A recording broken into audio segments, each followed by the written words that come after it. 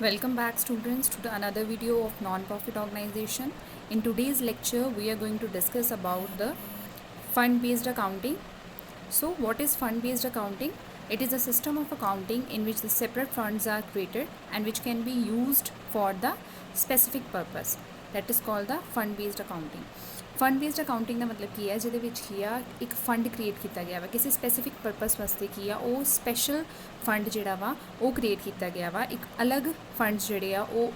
रखे गए आ ठीक है जिन्होंने की आ उसे स्पैसीफिक परपस वास्ते उसे पर्टिकुलर परपस वास्ते जिहड़ा वो यूज़ किया जाएगा ये किहड़ी एग्जाम्पल आ जाती है building fund sports fund like अगर बिल्डिंग की कंस्ट्रक्शन करनी है बिल्डिंग की रेनोवेशन करनी है बिल्डिंग की रिपेयर करनी है वो वास्ते एक फंड क्रिएट किया गया या फिर स्पोर्ट्स फंड स्पोर्ट्स दी एक्टिविटीज़ ऑर्गेनाइज करवानियां वो वास्ते की आ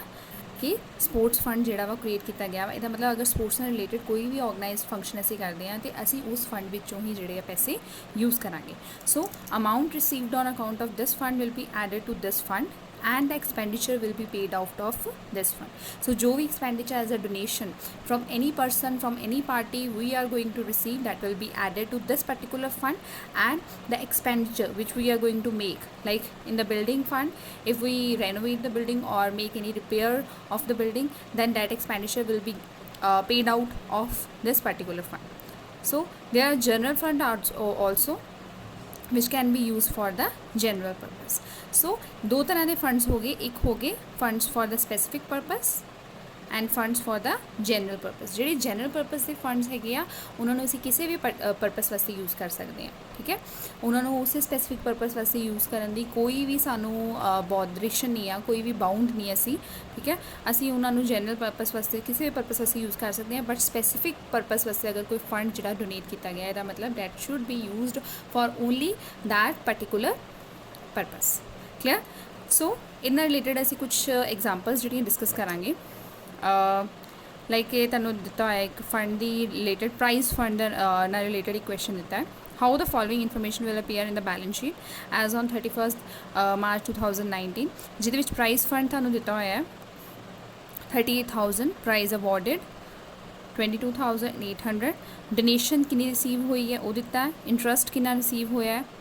वो दिता है ठीक है ਹੁਣ ਅਸੀਂ ਇਹਨਾਂ ਨੂੰ ਕੀ ਆ ਇਸ ਇਨਫੋਰਮੇਸ਼ਨ ਨੂੰ ਕਿੱਦਾਂ ਅਸੀਂ ਜਿਹੜਾ ਵਾ ਉਹ ਇਨਕਮ ਐਂਡ ਐਕਸਪੈਂਡੀਚਰ ਵਿੱਚ ਤੇ ਇਹ ਵਾਲਾ ਇਹਦੇ ਨਾਲ ਰਿਲੇਟਡ ਕੋਈ ਇਨਫੋਰਮੇਸ਼ਨ ਜਿਹੜੀ ਆ ਉਹਨੂੰ ਅਸੀਂ ਰਿਕਾਰਡ ਨਹੀਂ ਕਰਾਂਗੇ ਇਹਦੀ ਰਿਕਾਰਡਿੰਗ ਅਸੀਂ ਕਰਾਂਗੇ ਬੈਲੈਂਸ ਸ਼ੀਟ ਵਿੱਚ ਸੋ ਬੈਲੈਂਸ ਸ਼ੀਟ ਵਿੱਚ ਜਿਹੜਾ ਵਾ ਇਹਨੂੰ ਰਿਕਾਰਡ ਕੀਤਾ ਜਾਏਗਾ ਬੈਲੈਂਸ ਸ਼ੀਟ ਦੀ ਜੋ ਵੀ ਅਸੀਂ ਫੰਡ ਰਿਸੀਵ ਕਰਾਂਗੇ ਇਟ ਮੀਨਸ ਉਹ ਉਨੀ ਦੇਰ ਤੱਕ ਸਾਡੀ ਲਾਇਬਿਲਿਟੀ ਹੈ ਜਦੋਂ ਤੱਕ ਕੋਈ ਯੂਜ਼ नहीं ਹੁੰਦੀ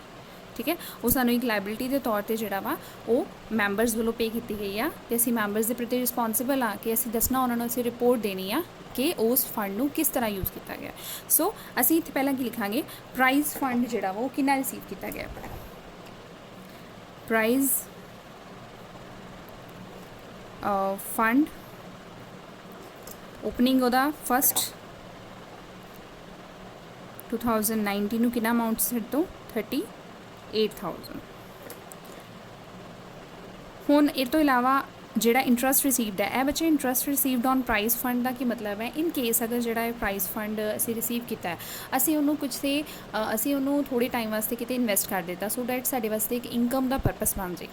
ठीक है वो इन्वेस्टमेंट असी कर दी है सो उस इन्वेस्टमेंट तो जो सानू इंटरस्ट रिसीवड होया मतलब वो भी साडी इनकम होएगी ना वो इनकम जी है वो इनकम एंड एक्सपेंडिचर अकाउंट में नहीं लैके जानी वो असी इसे फंड में जी है वो ऐड कर देनी है सो इत्थे असीं लिखांगे इंटरस्ट ऑन प्राइज फंड कितना अमाउंट आएगा 2000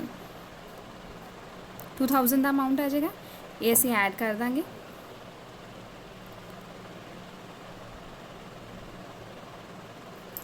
नैक्सट है donation for the prize received similarly सानू होर डोनेशन जी मिली है मतलब होर सानू वो फंड्स ऐड ऑन हुए आ सो वो भी जोड़े असी इसे पर्टिकुलर अकाउंट में जी इसे पर्टिकुलर फंड में जोड़े डिपॉजिट करावांगे सो असी इत्थे लिखांगे डोनेशन कितना अमाउंट है 26,600 टोटल साढ़े कोई फंड का हो गया 66,600 सो प्राइजेस अवॉर्डिड हुण इसे फंड विचों जिहड़ा वा कुछ प्राइज़ जिहड़े अवॉर्ड भी किए गए मतलब प्राइज़ जिहड़े वो किसी नूं दिते भी गए सो इसे फंड यूज़ किया गया, एक्सपैंडिचर भी इसे फंड विचों यूज़ किया गया। सो असी जिहड़ा वा इनू माइनस कर देंगे लैस प्राइजेस अवॉर्डिड। किना उहदे विच खर्चा होया साडा 22,800। ਇਹਦਾ टोटल अमाउंट ਜਿਹੜਾ ਸਾਨੂੰ ਇਹ माइनस करके आएगा वो साढ़े को आ जाएगा इत्थे 43,800। ਉਹਨੂੰ ਅਸੀਂ ਜਿਹੜਾ ਵਾ ਉਹ बाहर कॉलम में जोड़ा वा लिख देंगे। सो बच्चे ये तो समझने वाली गल है कि जोड़ा प्राइज़ फंड किया गया वो स्पैसीफिक परपज़ वास्ते जी डोनेशन हुई है that is also for that particular purpose कि कोई भी जी अगर डोनेशन प्राइज़ पे करने प्राइज़ अगर असी प्राइजेज अवॉर्ड करने ठीक है किसी को प्राइज़ देना तो उस पर्टिकुलर फंड में जोड़ा वा असीं उहदा खर्चा करांगे। सो इनकम्स भी जिहड़ियां होणगियां उन्हां नूं भी उत्थे ऐड करांगे ते जिहड़ियां उहदे नाल रिलेटेड एक्सपेंसिस होणगे उन्हां नूं भी उत्थे ऐड करांगे। इन्हां नूं असीं इनकम एंड एक्सपेंडिचर विच किसी तरीके दे नाल भी असीं लैके नहीं जावांगे। सो इत्थे एक नोट करने वाली गल है, इत्थे मैं नोट तुहानूं कर दिता है, एक नोट पाया income and expenses related to the specific fund are adjusted in a specific fund till the specific fund is exhausted. If the specific fund is exhausted, then the excess is debited to the income and expenditure account and in the balance sheet fund account will not be appear. So इत्थे note करने वाली गल की है कि in case ਅਸੀਂ ਇਹ ਵਾਲੀ ਐਗਜ਼ਾਮਪਲ ਵਿੱਚ ਕੀਤਾ ਹੈ ਕਿ ਪ੍ਰਾਈਜ਼ ਫੰਡ ਜਿੰਨਾ ਹੈ ਜਿੰਨਾ ਉਹਦੀ ਇਨਕਮ ਹੋਈ ਆ ਉਹ ਅਸੀਂ ਐਡ ਕਰ ਰਹੇ ਹਾਂ, ਜਿੰਨਾ ਉਹਦੇ ਵਿੱਚ ਐਕਸਪੈਂਡੀਚਰ ਹੋਇਆ ਉਹਨੂੰ ਅਸੀਂ ਮਾਈਨਸ ਕਰ ਰਹੇ ਹਾਂ। ਬਟ ਇਨ ਕੇਸ ਉਹ ਜਿਹੜਾ ਪਰਟੀਕੂਲਰ ਫੰਡ ਹੈ ਜਿਹੜਾ ਸਪੈਸੀਫਿਕ ਫੰਡ ਅਸੀਂ ਕ੍ਰੀਏਟ ਕੀਤਾ ਵਾ ਉਹ ਟੋਟਲੀ ਮਤਲਬ ਐਕਸਪੈਂਡੀਚਰ ਸਾਡਾ ਬਹੁਤ ਜ਼ਿਆਦਾ ਹੋ ਜਾਂਦਾ। ਸਪੋਜ਼ ਇੱਥੇ 66,000 ਐਂਡ 600 ਦਾ ਹੈਗਾ ਸੀ, ਸਪੋਜ਼ ਇੱਥੇ 1 ਲੱਖ ਦੇ ਪ੍ਰਾਈਜ਼ ਅਵਾਰਡ ਕੀਤੇ ਗਏ, ਇਹਦਾ ਮਤਲਬ ਕਿ ਖਰਚਾ ਜ਼ਿਆਦਾ ਹੋ ਰਿਹਾ, खर्चा ज़्यादा होएगा ठीक है, तो जोड़ा अमाउंट है घट होएगा। सो उस केस में जोड़ा एक्सैस अमाउंट होएगा जिन्ना एक्सैस अमाउंट होएगा उन्होंने असीं वो खर्चा जोड़ा वा कित्थे शो करांगे income and expenditure the expenditure side show करांगे। अदरवाइज अगर जिदा ये की है सफिशेंट सी अमाउंट जोड़ा से प्राइज़ फंड विच की सी अमाउंट सफिशेंट सी, सो उस केस में असीं ये ही पेमेंट की है। बट अगर ये फंड जोड़ा वा टोटली एग्जॉस्ट हो जाता वा ये फंड विच कोई पैसा नहीं रहिंदा उस केस में जोड़ा वा असीं इस फंड दी जिहड़ी एग्जॉस्टड मतलब जिहड़ी एग्जॉस्टड अमाउंट उन्होंने तो एडजस्ट कर लांगे, बट जिहड़ा रिमेनिंग अमाउंट है जिन्ना रिमेनिंग एक्सपेंडिचर रह गया वा उन्होंने असीं income and expenditure the expenditure side जोड़ा वा शो करांगे ठीक है। इनू समझने लिए असीं एक होर एग्जाम्पल करते हैं। देखो एक होर एग्जाम्पल है, how will you deal with the sports fund as on 31 March 2019। ये सानू स्पोर्ट्स फंड दिते हुए हैं, स्पोर्ट्स फंड दी जिहड़ियां इन्वेस्टमेंट की वो दी हुई है, इंटरस्ट असीं कितना रिसीव किया वो दिता होया है, एक्सपेंसिस फीस कलैक्ट कितनी हुई है वो दिता है। सो असीं इन्हां नूं बैलेंस शीट विच किद्दां इन्हां नूं शो मतलब रिकॉर्ड करना है उसी देखांगे। सब तो पहला स्पोर्ट्स फंड जिहड़ा वा वो असीं इत्थे लिखांगे कि स्पोर्ट्स फंड सानू स्पोर्ट्स फंड की अमाउंट कितनी है 40,000। स्पोर्ट्स फंड की अमाउंट हैगी है 40,000। नैक्सट है स्पोर्ट्स फंड इन्वेस्टमेंट। बच्चे देखो स्पोर्ट्स फंड है जी इन्वेस्टमेंट की है वो साढ़े वास्ते इत्थे की है एसेट है ठीक है। जी असी स्पोर्ट्स फंड की जी 40,000 रुपीज़ जो असी रिसीव किया वा ठीक है, अगर उन्होंने असी इन्वेस्ट किया वो that become the asset for us. So असी इत्थे लिखांगे sports fund investment. Sports fund investment इत्थे असी अमाउंट लिख देंगे 40,000। नैक्सट है interest on sports fund investment. Interest सानू कितना मिले हैगा वा इन्वेस्टमेंट ते इंटरस्ट ऑन फंड असीं लिख देंगे इत्थे कितना अमाउंट मिले 6,000। कितनी फीस कलैक्ट हुई है, फीस उत्थे कितनी कलैक्ट हुई है 1,000। सो अमाउंट देखिए टोटल कितना हो गया 47,000 ठीक है। तो वो एक्सपेंसिस असी जोड़े माइनस कर देंगे स्पोर्ट्स के एक्सपेंसिस जोड़े असी उन्होंने माइनस कर देंगे। ये आ जाएगा इतने अमाउंट 3,500 इन्हों से माइनस करके इतने टोटल सारे को अमाउंट कितना आ गया 43,500 की अमाउंट आ गई। सो जी इन्वेस्टमेंट होंगी उन्होंने असी एसेट साइड पर लिखते हैं। बाकी असी पिछली एग्जाम्पल भी किया है सेम है क्वेश्चन में फंड सानू दिता होया जिहड़ियां उहदे विच इनकम्स ऐड हुई असी उस फंड में ऐड कर देनी जी एक्सपेंसिस उन्होंंने माइनस कर देना। सो रिमेनिंग अमाउंट जो वो रह गया साढ़े को 43,500 क्लियर। ਨੈਕਸਟ ਇੱਕ ਹੋਰ ਐਗਜ਼ਾਮਪਲ ਅਸੀਂ ਡਿਸਕਸ ਕਰਦੇ ਹਾਂ। Show the treatment of the following items in the final accounts of the Amritsar Club for the year ended 31st March 2019। ਹੁਣ ਬੱਚੇ ਦੇਖੋ ਇਹਦੇ ਵਿੱਚ ਵੀ ਸਾਨੂੰ ਸਪੋਰਟਸ ਫੰਡ ਦਿੱਤਾ ਹੋਇਆ ਹੈ, ਸਪੋਰਟਸ ਫੰਡ ਇਨਵੈਸਟਮੈਂਟ ਦਿੱਤੀ ਹੋਈ ਹੈ, interest on sports fund investment ਦਿੱਤਾ ਹੋਇਆ ਹੈ, ਸਪੋਰਟਸ ਐਕਸਪੈਂਸਿਸ ਦਿੱਤੇ ਆ, ਫੀਸ ਕਲੈਕਟਡ ਦਿੱਤੀ ਹੈ। ਹੁਣ ਅਸੀਂ ਇਹਦੇ ਵਿੱਚ ਪਹਿਲਾਂ ਦੇਖਦੇ ਹਾਂ ਕਿ ਇਹਦੇ ਵਿੱਚ ਕਿੰਨਾ ਫੰਡ ਜਿਹੜਾ ਵਾ ਉਹ ਸਾਨੂੰ ਰਿਸੀਵ ਹੋਇਆ ਹੈ, ਕਿੰਨਾ ਫੰਡ ਅਸੀਂ ਜਿਹੜਾ ਵਾ ਉਹ ਐਕਸਪੈਂਸਿਸ ਕੀਤੇ ਹੈ, ਕਿੰਨੀਆਂ ਜਿਹੜੀਆਂ ਵਾ ਸਾਡੀਆਂ ਇਨਕਮਸ ਨੇ ਉਹ ਅਸੀਂ ਇਹਦੇ ਵਿੱਚ ਕੈਲਕੂਲੇਟ ਕਰਦੇ ਹਾਂ। ਦੇਖੋ ਇਹਦੇ ਵਿੱਚ ਪਹਿਲਾਂ ਸਾਨੂੰ ਸਪੋਰਟਸ ਫੰਡ ਜਿਹੜੇ ਉਹ ਕਿੰਨੇ ਮਿਲੇ ਆ 50,000। ਠੀਕ ਹੈ, ਇਹ ਜਿਹੜਾ ਇਹਨੂੰ ਅਸੀਂ ਬੈਲੈਂਸ ਸ਼ੀਟ ਵਿੱਚ ਲਿਖ ਦਾਂਗੇ, ਸਪੋਰਟਸ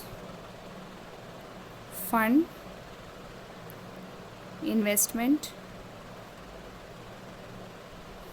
ਸਪੋਰਟਸ ਫੰਡ ਦੀ ਇਨਵੈਸਟਮੈਂਟ ਜਿਹੜੀ ਅਸੀਂ ਲਿਖਾਂਗੇ ਕਿੰਨਾ ਅਮਾਊਂਟ ਹੈਗਾ 8,000 ਦਾ। ਇੱਧਰ ਦੇਖੋ ਨਾ, ਇਹ ਸਪੋਰਟਸ ਫੰਡ 50,000 ਹੈ, ਇੰਟਰਸਟ ਕਿੰਨਾ ਰਿਸੀਵ ਕੀਤਾ ਅਸੀਂ 1,000 ਦਾ, 51,000, ਫੀਸ ਕਲੈਕਟ ਕਿੰਨੀ ਹੈ 2,000, ਮਤਲਬ ਅਸੀਂ ਅਪਰੋਕਸੀਮੇਟਲੀ 53,000 ਦੀ ਸਾਡੇ ਕੋਲ ਇਨਕਮ ਹੈ। ਬਟ ਬੱਚੇ ਦੇਖੋ ਇੱਥੇ ਇਹਦੇ ਵਿੱਚ ਸਾਨੂੰ ਐਕਸਪੈਂਸਿਸ ਕਿੰਨੇ ਦਿੱਤੇ ਹੋਏ ਆ 70,000 ਦਿੱਤੇ ਹੋਏ ਆ। ਇਟ ਮੀਨਸ ਸਾਡੇ ਐਕਸਪੈਂਸਿਸ ਜ਼ਿਆਦਾ ਹੈ ਅਤੇ ਸਾਡੇ ਫੰਡ ਅਮਾਊਂਟ ਜਿਹੜਾ ਫੰਡ ਦਾ ਜਿਹੜਾ ਅਮਾਊਂਟ ਹੈ ਉਹ ਕੀ ਆ ਘੱਟ ਹੈ। ਸੋ ਸਾਨੂੰ ਕੀ ਆ ਜਿਹੜਾ ਇਹਦੇ ਵਿੱਚ ਐਕਸਟਰਾ ਅਮਾਊਂਟ ਹੈ ਨਾ, ਮਤਲਬ ਅਪਰੋਕਸੀਮੇਟਲੀ 17,000 ਦਾ ਜਿਹੜਾ ਡਿਫਰੈਂਸ ਆ ਰਿਹਾ ਹੈ, 17,000 ਦਾ ਜਿਹੜਾ ਬੈਲੈਂਸ ਇੱਥੇ ਸ਼ੋ ਹੋ ਰਿਹਾ, ਉਹਨੂੰ ਸਾਨੂੰ ਕੀ ਆ ਇਨਕਮ ਐਂਡ ਐਕਸਪੈਂਡੀਚਰ ਵਿੱਚ ਕੀ ਆ ਉਹ ਸ਼ੋ ਕਰਨਾ ਪਏਗਾ। ਠੀਕ ਹੈ, ਤੇ ਹੁਣ ਇਸ ਫੰਡ ਦੀ ਕੋਈ ਵੀ ਐਡਜਸਟਮੈਂਟ ਜਿਹੜੀ ਆ ਉਹ ਬੈਲੈਂਸ ਸ਼ੀਟ ਵਿੱਚ ਨਹੀਂ ਆਏਗੀ। ਬੈਲੈਂਸ ਸ਼ੀਟ ਵਿੱਚ ਜਿੱਦਾਂ ਅਸੀਂ ਪਿਛਲੀ ਐਗਜ਼ਾਮਪਲ ਵਿੱਚ ਜਾਂ ਉਹ ਤੋਂ ਪਹਿਲੀ ਐਗਜ਼ਾਮਪਲ ਵਿੱਚ ਅਸੀਂ ਕਰ ਰਹੇ ਸੀ ਕਿ ਅਸੀਂ ਬੈਲੈਂਸ ਸ਼ੀਟ ਵਿੱਚ ਉਹਦੀ ਐਡਜਸਟਮੈਂਟ ਕਰਨੀ ਲਾਇਬਿਲਿਟੀ ਸਾਈਡ 'ਤੇ, ਬਟ ਜਦੋਂ ਜਿਹੜਾ ਅਮਾਊਂਟ ਹੈ ਉਹ ਐਕਸਪੈਂਡੀਚਰ ਜ਼ਿਆਦਾ ਹੈ ਅਤੇ ਫੰਡ ਦੀ ਅਮਾਊਂਟ ਸਾਡੇ ਕੋਲ ਘੱਟ ਹੈ, ਠੀਕ ਹੈ, ਇਨਸਫੀਸ਼ੀਐਂਟ ਅਮਾਊਂਟ ਹੈ, ਉਸ ਕੇਸ ਵਿੱਚ ਕੀ ਆ ਅਸੀਂ ਉਸ ਐਡਜਸਟਮੈਂਟ ਨੂੰ ਜਿਹੜਾ ਵਾ income and expenditure the account ਵਿੱਚ ਕੀ ਆ ਉਹ ਦਿਖਾਉਣਾ। ਠੀਕ ਹੈ, ਸੋ ਇਹਦੇ ਵਿੱਚ ਅਸੀਂ ਸਭ ਤੋਂ ਪਹਿਲਾਂ ਇਹਦੇ ਵਿੱਚ ਲਿਖਾਂਗੇ ਇਹਦੀ ਐਡਜਸਟਮੈਂਟ ਜਿਹੜੀ ਆ ਉਹ ਅਸੀਂ ਇਨਕਮ ਐਂਡ ਐਕਸਪੈਂਡੀਚਰ ਅਕਾਊਂਟ ਵਿੱਚ ਜਿਹੜਾ ਕਰਾਂਗੇ। ਸੋ ਸਭ ਤੋਂ ਪਹਿਲਾਂ ਅਸੀਂ ਲਿਖਾਂਗੇ ਕਿ ਇਹਦੇ ਐਕਸਪੈਂਸਿਸ ਕਿੰਨੇ ਆ, ਸਪੋਰਟਸ ਦੇ ਐਕਸਪੈਂਸਿਸ ਜਿਹੜੇ ਆ ਉਹ ਕਿੰਨੇ ਆ, ਸਪੋਰਟਸ ਐਕਸਪੈਂਸਿਸ ਹੈਗੇ ਆ 70,000। ਇਹਦੇ ਵਿੱਚੋਂ ਲੈਸ ਹੋਏਗਾ ਸਪੋਰਟਸ ਫੰਡ ਕਿੰਨਾ ਦਿੱਤਾ ਹੋਇਆ ਸੀ ਸਾਨੂੰ 50,000 ਦਾ ਸਾਡਾ ਫੰਡ ਹੈਗਾ। ਇਹ ਤੋਂ ਇਲਾਵਾ ਇੰਟਰਸਟ ਨੂੰ ਵੀ ਅਸੀਂ ਯੂਜ਼ ਕਰ ਰਹੇ ਹਾਂ, interest on sports fund 1,000, sports fees ਉਹਨੂੰ ਵੀ ਅਸੀਂ ਮਾਈਨਸ ਕਰ ਦਾਂਗੇ 2,000। ਸੋ ਇਹ ਮਾਈਨਸ ਕਰਕੇ ਇਟ ਮੀਨਸ ਐਕਸਪੈਂਸਿਸ ਜਿਹੜੇ ਸੀ ਸਾਡੇ ਕੋਲ 70,000 ਸੀ, ਠੀਕ ਹੈ, ਉਹਦੇ ਵਿੱਚੋਂ ਅਸੀਂ ਸਪੋਰਟਸ ਫੰਡ ਵੀ ਯੂਜ਼ ਕਰ ਲਿਆ ਕਿ ਉਹਦੇ ਵਿੱਚੋਂ ਕੁਝ ਸੈਟ ਆਫ ਕਰਤੇ, ਕੁਝ ਅਸੀਂ ਇੰਟਰਸਟ ਜਿਹੜਾ ਮਿਲਿਆ ਸੀ ਉਹ ਸੈਟ ਆਫ ਕਰ ਦਿੱਤੇ, ਕੁਝ ਜਿਹੜੀ ਸਪੋਰਟਸ ਫੀਸ ਕਲੈਕਟ ਹੋਈ ਸੀ ਉਹ ਵੀ ਅਸੀਂ ਯੂਜ਼ ਕਰ ਲਈ। ਜਿਹੜਾ ਰਿਮੇਨਿੰਗ ਰਹਿ ਗਿਆ ਮਤਲਬ ਜਿਹੜਾ 70,000 ਵਿੱਚੋਂ 53,000 ਜਿਹੜਾ ਅਮਾਊਂਟ ਮਾਈਨਸ ਕਰਕੇ ਜਿਹੜਾ ਐਕਸੈਸ ਵਿੱਚ ਰਹਿ ਗਿਆ ਉਹ ਐਕਸਪੈਂਸਿਸ ਇੱਥੇ ਕੀ ਹੈ ਇਨਕਮ ਐਂਡ ਐਕਸਪੈਂਡੀਚਰ ਵਿੱਚੋਂ ਕੀ ਅਸੀਂ ਸੈਟ ਆਫ ਕਰਾਂਗੇ। ਇਟ ਮੀਨਸ ਅਸੀਂ ਇਨਕਮ ਐਂਡ ਐਕਸਪੈਂਡੀਚਰ ਵਿੱਚ ਉਹਨੂੰ ਕੀ ਆ ਯੂਜ਼ ਕਰਾਂਗੇ, ਉਹਨੂੰ ਉੱਥੇ ਦਿਖਾਵਾਂਗੇ। ਸੋ ਇੱਥੇ ਅਮਾਊਂਟ ਸਾਡਾ ਜਿਹੜਾ ਵਾ income and expenditure the debit side 'ਤੇ 17,000 ਦਾ ਅਮਾਊਂਟ ਆ ਜਾਏਗਾ ਸਪੋਰਟਸ ਫੰਡ ਐਕਸਪੈਂਸਿਸ। ਕਲੀਅਰ, ਦੇਖੋ ਇਹਦੇ ਵਿੱਚ ਅਸੀਂ ਬੈਲੈਂਸ ਸ਼ੀਟ ਵਿੱਚ ਸ਼ੋ ਕਰ ਰਹੇ ਸੀ ਸਪੋਰਟਸ ਫੰਡ ਦੀ ਐਡਜਸਟਮੈਂਟ, ਇਹਦੇ ਵਿੱਚ ਅਸੀਂ ਕੀ ਆ ਉਹ ਜਿਹੜੀ ਐਕਸੈਸ ਅਮਾਊਂਟ ਹੈਗੀ ਉਹਨੂੰ ਇਨਕਮ ਐਕਸਪੈਂਡੀਚਰ ਵਿੱਚ ਸ਼ੋ ਕਿਉਂ ਕੀਤਾ ਹੈ, ਕਿਉਂਕਿ ਇਸ ਕੇਸ ਵਿੱਚ ਕੀ ਹੈ ਸਾਡੇ ਸਪੋਰਟਸ ਐਕਸਪੈਂਸਿਸ ਜ਼ਿਆਦਾ ਹੈ ਅਤੇ ਜਿਹੜੇ ਜਿਨ੍ਹਾਂ ਤੋਂ ਉਸ ਐਕਸਪੈਂਸਿਸ ਨੂੰ ਪੇ ਆਊਟ ਕਰਨਾ ਵਾ ਉਹ ਸਾਡੇ ਕੋਲ ਅਮਾਊਂਟ ਘੱਟ ਹੈ। ਇਹਦਾ ਮਤਲਬ ਫੰਡ ਵਿੱਚ ਅਮਾਊਂਟ ਘੱਟ ਹੈ ਅਤੇ ਜਿਹੜੇ ਸਪੋਰਟਸ ਦੇ ਐਕਸਪੈਂਸਿਸ ਆ ਉਹ ਕੀ ਹੈ ਸਾਡੇ ਤੋਂ ਜ਼ਿਆਦਾ ਹੈ। ਸੋ ਅੱਜ ਦੇ ਲੈਕਚਰ ਵਿੱਚ ਬੱਚੇ ਅਸੀਂ ਡਿਸਕਸ ਕੀਤਾ ਹੈ ਫੰਡ ਬੇਸਡ ਅਕਾਊਂਟਿੰਗ, ਠੀਕ ਹੈ, ਜਿਹਦੇ ਵਿੱਚ ਕੀ ਹੈ ਅਸੀਂ ਸਪੈਸੀਫਿਕ ਪਰਪਸ ਵਾਸਤੇ ਜਿਹੜੇ ਫੰਡ ਕ੍ਰੀਏਟ ਕੀਤੇ ਗਏ ਆ ਉਸ ਫੰਡ ਦੇ ਨਾਲ ਰਿਲੇਟਡ ਐਕਸਪੈਂਸਿਸ ਅਤੇ ਇਨਕਮਸ ਨੂੰ ਉਸੇ ਵਿੱਚ ਐਡਜਸਟ ਕਰਾਂਗੇ, ਉਹਨਾਂ ਨੂੰ ਜਨਰਲ ਪਰਪਸ ਵਾਸਤੇ ਯੂਜ਼ ਨਹੀਂ ਕਰਾਂਗੇ ਜਾਂ ਜਨਰਲ ਫੰਡ ਵਿੱਚ ਉਹਨੂੰ ਟ੍ਰਾਂਸਫਰ ਨਹੀਂ ਕਰਾਂਗੇ। Clear, okay, thank you.